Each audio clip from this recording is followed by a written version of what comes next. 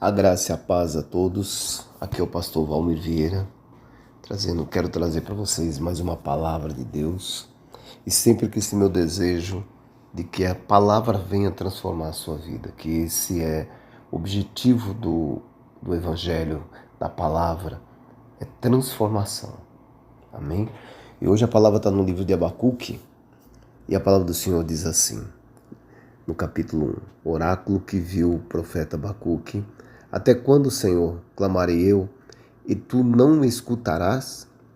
Eu gritarei a ti violência, e não salvarás? Por que me fazes ver a iniquidade e a opressão? Destruição e violência estão diante de mim. Há também contendas e o litígio se suscita. Por isso, a lei se afrouxa e a justiça nunca se manifesta.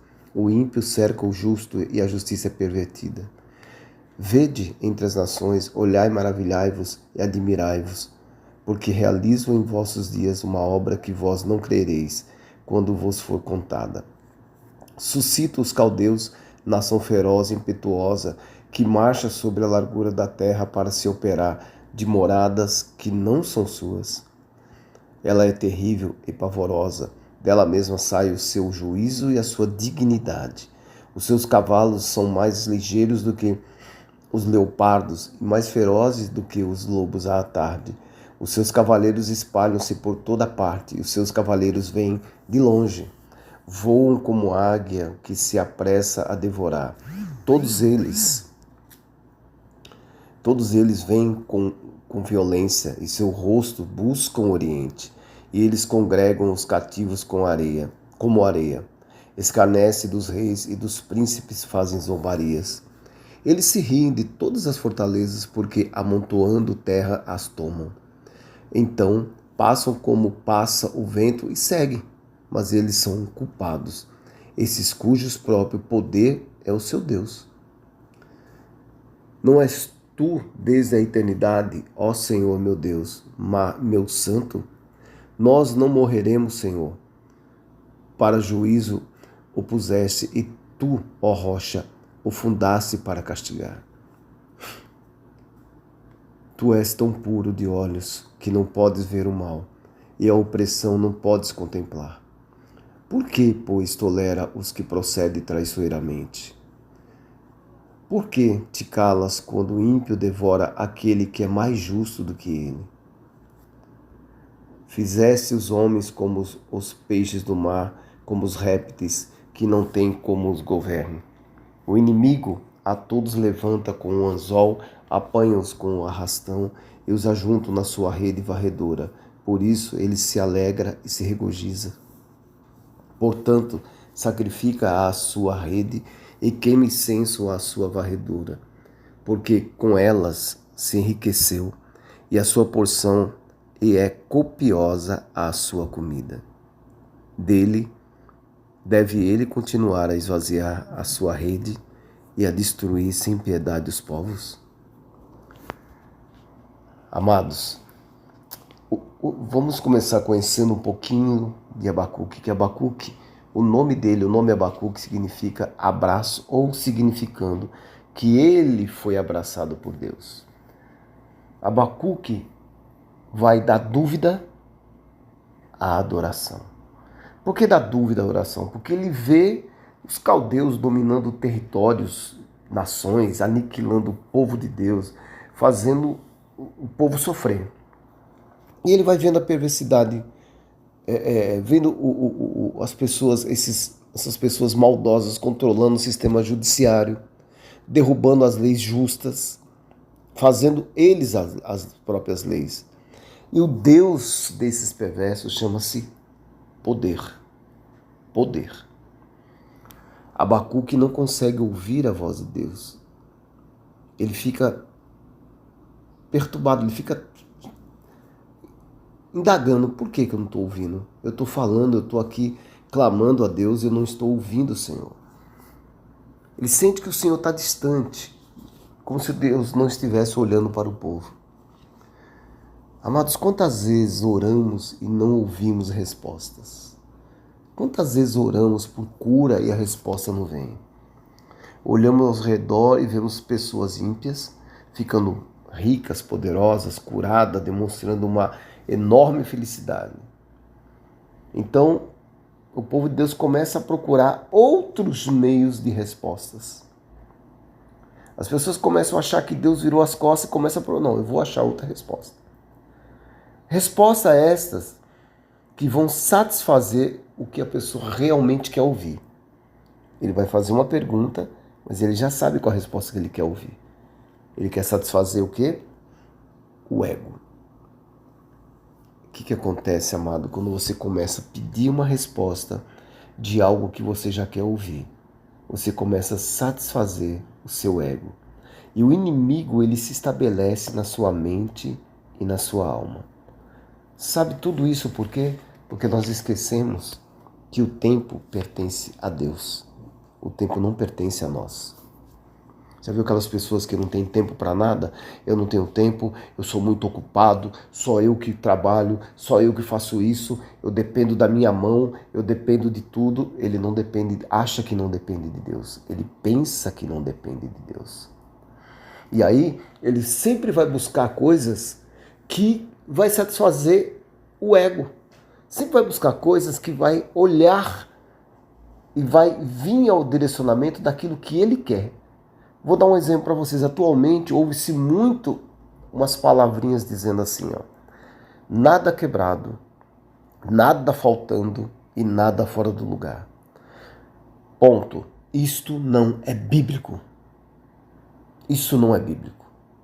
Eu até ouvi uma pessoa que disse que foi estudar essas palavras que significava, ela falou que chegou numa conclusão que significava shalom.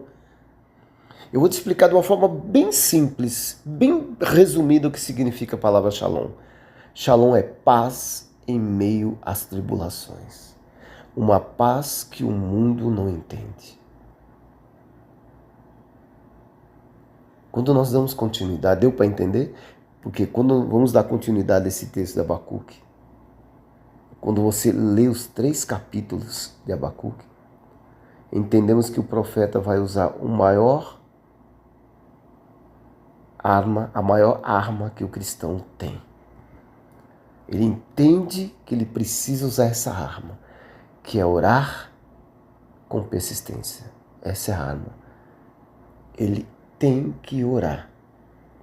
E não é você achar que nada quebrado, nada faltando, nada fora do lugar, suas coisas, está tudo fora do lugar, porque você começa a direcionar o seu pensamento em outras coisas, ouvir coisas que não deve ouvir, mas você esquece de orar.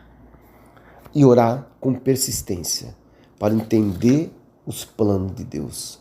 Porque Deus tem planos, Ele usa você. Deus tem propósito, você não tem propósito, o propósito não é seu, o propósito te pertence, o propósito é de Deus. E como é que o profeta faz? Ele se posiciona como um sentinela, uma sentinela para aguardar a resposta de Deus. E Deus sempre responde às orações sinceras. Atualmente as pessoas estão buscando facilidade, como se elas fossem donas do tempo. Os cultos hoje estão se tornando cada dia mais como palestras motivacionais. Igrejas preocupadas em performance. Existem hoje agendas anuais como para o máximo, para se ter, né? O máximo de eventos, sabe para quê? Para atrair pessoas. Como? Com cantores famosos, pregadores comediantes, pregadores coaching, pregadores que massageiam o ego, pregadores que fazem você se sentir o centro de tudo. Você se torna o centro. Jesus? Quem é Jesus? Jesus fica em último plano. Mas lembre-se de um detalhe, que Jesus é a palavra. Ele é a palavra. E a palavra está ficando cada dia que passa mais distorcida. Porque ela é manipulada pelo homem. Sabe por que isso acontece? Porque querem ouvir um evangelho de prosperidade e de triunfalismo. Esse é o evangelho que as pessoas estão buscando. Querem ouvir um evangelho de sempre, triunfo, prosperidade, carros, dinheiro, tal. Coisas materiais do mundo. Só visa as coisas do mundo. Não é que eu não estou falando mal de você ter uma vida estável, mas eu estou falando de você colocar tudo do mundo acima de Deus. Jesus, preste bem atenção, amados. Jesus nasce em uma manjedoura. Jesus é levado para o Egito, senão morreria como todas as outras crianças morreram lá. Jesus tem uma vida normal de uma família judia. Muita gente pergunta como é que mostra Jesus quando nasce. Jesus volta para Nazaré, Jesus aos 12 anos, lá junto com os mestres da lei, e depois Jesus. Jesus tem uma vida com uma família normal, uma família de judeus. É só você estudar bem direitinho a Bíblia que você vai entender isso. Jesus é batizado aos 30 anos. E Jesus é batizado, em seguida ele é levado para o deserto e foi tentado por Satanás 40 dias, 40 noites, ele jejuando, orando, perseverando e ali, sendo tentado, aborrecido, tentado. Jesus,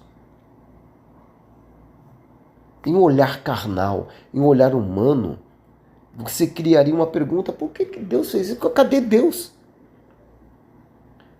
Jesus, em todo o seu ministério, ele é perseguido, amados. Jesus, ele é perseguido, muitos queriam matá-lo, de todo jeito. Jesus nunca falou nada quebrado, nada faltando, nada fora do lugar. Você sabe o que Jesus disse? Presta atenção no que Jesus disse, uma das coisas que ele disse. Em João 16:33, ele diz assim: essas coisas vos tenho dito, para que tenhais paz em mim. Shalom. No mundo passais por aflições, mas tende bom ânimo, eu venci o mundo. Cadê o triunfalismo aí, a prosperidade a qualquer custo? Cadê o coaching? Cadê o culto antropocêntrico? As mentes estão sendo moldadas para este século. Contudo, amados, Paulo, ele nos orienta lá em Romanos 12, ele diz assim, Romanos 12, 1 e 2. Rogo-vos, pois, irmãos, pela misericórdia de Deus, que apresenteis o vosso corpo por sacrifício vivo, santo e agradável a Deus, que é o vosso culto racional. E não vos conformeis com esse século, mas transformai-vos pela renovação da vossa mente, para que experimenteis qual seja a boa, agradável e perfeita vontade de Deus. Vontade de Deus. Ele não disse aqui vontade dos homens, vontade de Deus. O profeta Abacuque, ele ora, ele insiste, ele persiste. Espere o tempo de Deus. Fique no secreto. Não busque internet, coaching. Busque a Deus. E Deus responde. Deus responde. Olha, Deus respondeu as perguntas de Abacuque. E essas respostas que Deus dá geram reflexões para que sejamos transformados pelo verdadeiro evangelho, transformados pela palavra que é Jesus. No capítulo 2, a partir do no versículo 4, ele diz assim, eis, de Abacuque, tá?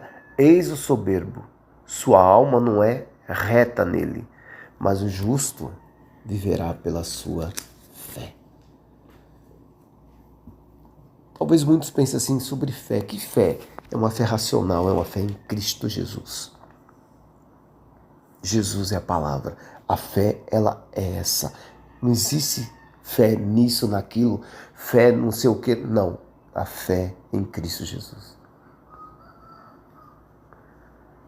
E Deus mostra para o profeta o que essas pessoas que estão fazendo coisas erradas, esses ímpios, que chegará o juízo.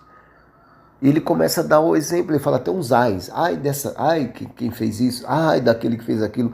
Ele fala sobre pessoas acumulando bens, dinheiro, etc., que não é seu. Bens mal adquiridos, coisas ilícitas. Conquistas de territórios com sangues inocentes. Aqueles que dão bebida a drogas ao próximo, gerando desonra, acabando com família, acabando com a honra do homem, acabando com a honra da mulher, destruindo famílias. E ele fala sobre a idolatria de imagens em geral, que eles chamam de deuses. Deus está mostrando que a sua ira, a sua justiça, virá em breve. Porque Jesus voltará, está muito próximo e juízo, julgamento virá. A vinda de Cristo está muito próxima. E o profeta, como eu falei lá no começo, ele vai de uma pergunta ao louvor. E o profeta ora e louva. Ele ora e louva. E aqui no capítulo 3,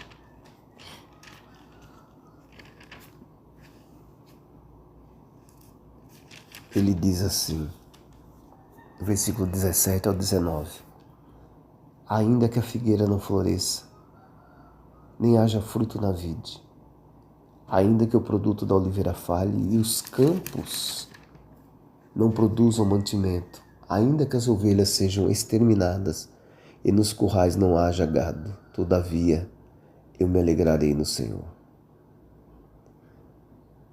Exultarei no Deus da minha salvação. O Senhor é a minha força. Torna os meus pés como os da corça e me faz andar sobre os lugares altos. Isso é fé. Isso é crer.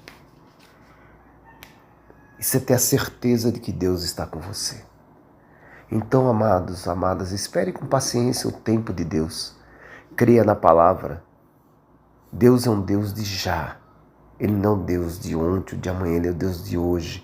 Ele vai te surpreender, porque Ele te ama. Ele chama você pelo seu nome. Seja persistente. Viva esses processos. Olhe para o alto, olhe para Jesus. Um conselho desse pastor para você: leia a Bíblia todos os dias e ore todos os dias. Quem muda a sua história é Deus e não o homem. Procure pessoas que preguem verdadeiramente o Evangelho. Busque quem prega o Evangelho sem adulterar. Medite na palavra. Ande com homens e mulheres de Deus. Chega de engano. Chega de engano. Pare de querer ser enganado. Pare de ser enganado. Deus, Ele chama você pelo seu nome. Você tem que sentir agora abraçado, abraçada por Deus. Ele vai tocar, você vai sentir a mão de Deus agora sobre você. Porque Ele está agora nesse momento aí com você. Pai, eu quero orar por essas pessoas que estão ouvindo essas palavras. Que o Senhor venha tocar nessas pessoas. Toque com o seu toque de amor. E mude a história delas. Que haja uma transformação em cada pessoa. Porque o Evangelho é um Evangelho de transformação. Eu não oro por ouro e pratas. Eu oro por transformação, por salvação. Que você negue tudo que há no mundo. Entregue tudo a Deus. A sua vida a Deus. Que Deus venha tocar em você. E haja uma transformação profunda na sua vida e de todos que estão ao seu redor. Que o Senhor te abençoe grandemente em nome de Jesus.